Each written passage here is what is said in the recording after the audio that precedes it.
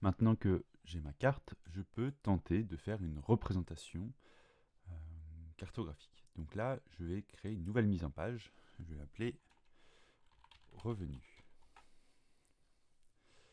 Si je regarde le profil de Vérac, je vois qu'il y a quand même, a priori, un format paysage qui semble pas trop adapté. Ça serait plus un format portrait. Donc je vais cliquer sur ma page, je vais faire un clic droit, propriété de la page, et je vais venir mettre en portrait. Maintenant, je vais venir mettre ma carte sur mon fond de carte, et donc je clique à gauche sur ajouter la carte. Je dépose, et automatiquement la carte s'affiche. Malheureusement, elle n'est pas très bien centrée. Pour ça, je vais venir recentrer avec déplacer le contenu de l'objet. Donc juste pour bien vous expliquer, donc là on a un objet carte qui a des propriétés, une échelle, etc. Et là je vais aller dans l'objet et je vais déplacer le contenu. Donc là je vais me déplacer dans la carte, finalement comme si j'étais dans l'interface QGIS, et je vais zoomer à la molette au besoin. On voit que l'échelle change automatiquement. Si je veux être plus précis, je peux appuyer sur la touche CTRL. Ce qu'on peut voir là, c'est que des noms de lieux apparaissent. Et pourquoi les noms de lieux apparaissent? Ils apparaissent parce que on utilise un fond de carte raster, et ce fond de carte raster, il a des rendus à différentes échelles. À l'échelle 1, il va rendre certaines informations, à l'échelle 2, il va rendre d'autres informations. Et c'est pour ça que ça évolue. Un peu comme Google Maps, tout simplement.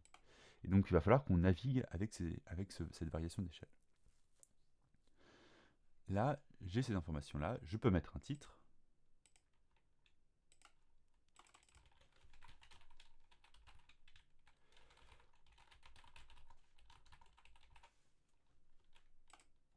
Voilà, on va augmenter la taille.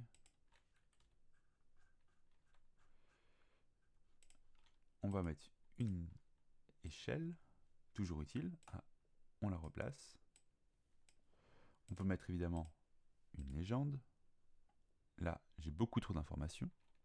Je vais donc enlever la mise à jour auto et enlever les informations qui ne m'intéressent pas. Voilà. Maintenant que j'ai mon objet légende, je vais pouvoir aussi gérer mon style de légende, savoir si je veux un cadre. Bon, a priori, ça semble pertinent. Donc après, c'est vraiment des considérations esthétiques. Il peut sembler opportun d'avoir un équilibre aussi neutre que possible. Donc là, on voit que la forme de notre carte nous laisse de la place en dessous de Vérac, donc ça peut être pertinent de venir mettre l'information ici, en dessous de Vérac.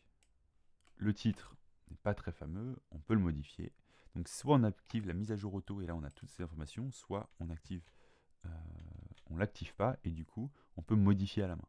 Mise à jour auto, ça veut dire que si vous modifiez quelque chose dans vos couches, ça va se mettre à jour. Moi j'ai d'autres couches qui ne sont pas utiles et donc elles viennent faire du bruit dans ma légende.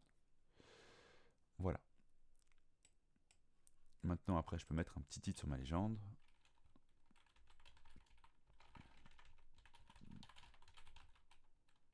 Devenu